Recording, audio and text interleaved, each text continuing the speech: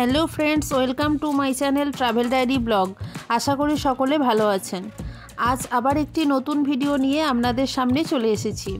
আজ সানডে আর আমরা বেরিয়ে পড়েছি শিলিগুড়ির কাছেই, শিলিগুড়ি মেন টাউন থেকে মাত্র 10 কিলোমিটার দূরে নতুন ওপেন হওয়া তুম্বাপো রিসর্ট ঘুরতে। এখানে রয়েছে একটি খুব সুন্দর সুইমিং পুল। চলুন সেই ভিডিওই আজকে আপনাদের সঙ্গে শেয়ার করব। তার আগে অনুরোধ রইল, যারা আমার চ্যানেলে নতুন ভিডিও দেখছেন দয়া করে চ্যানেলটিকে সাবস্ক্রাইব করে পাশে থাকা বেল আইকনটি প্রেস করে দেবেন।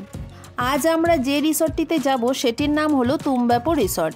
এটি খুব নিউলি ওপেন, খুব বেশি পুরানো না। এটি গুলমার কাছাকাছি কড়াইবাড়ি বলে যে জায়গা আছে সেখানে একদম মহানন্দা নদীর ধারে অবস্থিত। আর এর ভিতরে রয়েছে খুব সুন্দর একটি সুইমিং পুল। সমস্ত কিছুই তথ্য আমি আপনাদের সঙ্গে এই ভিডিওতে শেয়ার করব। ভিডিওটি শেষ পর্যন্ত সঙ্গে থাকুন। মিলন মোড় পেরোনোর পর ডান দিকে একটি রাস্তা চলে যাচ্ছে সোজা মহানন্দা নদীর দিকে। সেই রাস্তা ধরেই কিন্তু যেতে হবে। তারপর এই যে আমরা চলে এসেছি একদম মহানন্দা নদীর ধারে, আর নদীর পাড়ের এই রাস্তা ধরেই ধীরে ধীরে আপনাকে এগিয়ে যেতে হবে তুম্বাপো রিসর্টের দিকে। আর সামনে দেখা যাচ্ছে পাহাড়ের এমন সুন্দর ভিউ।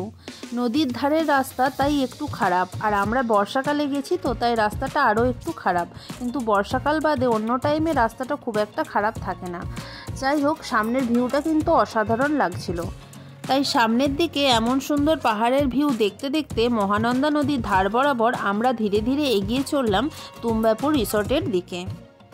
আমরা রিসর্টের কাছেই চলে এসেছি। এই যে রিসর্ট, আর সামনে দেখতে পাচ্ছেন অনেক গাড়ি রাখা রয়েছে। আজকে সানডে তাই অনেক ভিড় হয়েছে। চলুন ভিতরে প্রবেশ করা যাক। এখানে কিন্তু প্রবেশের জন্য আলাদা করে কোনো এন্ট্রি ফি নেই। ভিতরটা এবার আপনাদেরকে ধীরে ধীরে ঘুরে দেখাই। এই যে সামনেই রয়েছে একটা বিশাল বড় সুইমিং পুল, খুব সুন্দরভাবে ডেকোরেট করা, পরিষ্কার পরিচ্ছন্ন।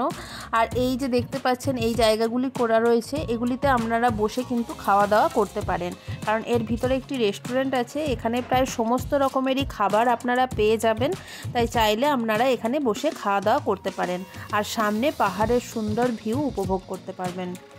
এছাড়া আপনারা চাইলে এখানে রুম ভাড়াও নিতে পারেন। এখানে গাছের গুঁড়ির আদলে খুব সুন্দর দুটি রুম বানানো আছে, যেগুলি চাইলে আপনারা ভাড়া নিতে পারেন। এবার আসি এখানকার প্রধান আকর্ষণ সুইমিং পুলের কথায়। সুইমিং পুলে নামার জন্য পার অ্যাডাল্ট 180 টাকা করে টিকিট, তাই আমরাও টিকিট কেটে নেমে পড়লাম। বাচ্চাদের জন্য কোনো এক্সট্রা চার্জ লাগে না, তাই এখানে এন্ট্রি ফিজ আলাদা করে কিছু না থাকলেও সুইমিং পুলে যদি আপনি সুইমিং করতে বা নামতে চান তাহলে টিকিট কাটতে হবে। এখানে কিন্তু ছেলে এবং মেয়েদের জন্য আলাদা আলাদা চেঞ্জিং রুমেরও সুন্দর ব্যবস্থা আছে। আমরা সুইমিং পুলে নেমে বেশ কিছুক্ষণ ধরে ভালোই এনজয় করলাম। এখানে কিন্তু নির্দিষ্ট টাইমিং নেই, তাই আপনারা যতক্ষণ খুশি এই সুইমিং পুলে সুইমিং করতে পারেন। আমরাও বেশ অনেকক্ষণ টাইম ধরেই এখানে এনজয় করেছিলাম।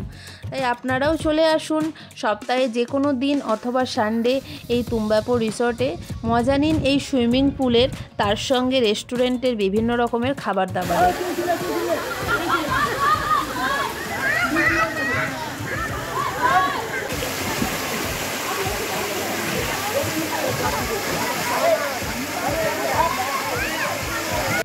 এবার দেখুন এই রিসর্টের রাতের ভিউ।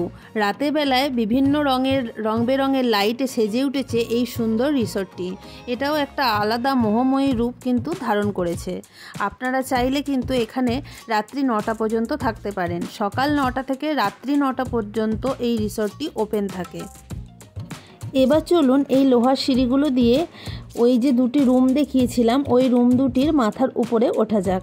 ওখানে উঠে কিন্তু নিচে রিসর্টের একটি সুন্দর ভিউ পাওয়া যায়। ওপর থেকে কিন্তু এই সুন্দর রং বেরঙের লাইটে সেজে ওঠা রিসর্টটিকে দেখতে একটা অন্যরকম লাগছিল। এছাড়া চারিপাশের আপনারা গুলমা এবং মহানন্দা নদীর ভিউও এর উপরে উঠলে পেয়ে যাবেন। সব মিলিয়ে একটা খুব সুন্দর সানডে আমরা এখানে কাটালাম, খুব এনজয় করলাম এখানে সুইমিং পুলে।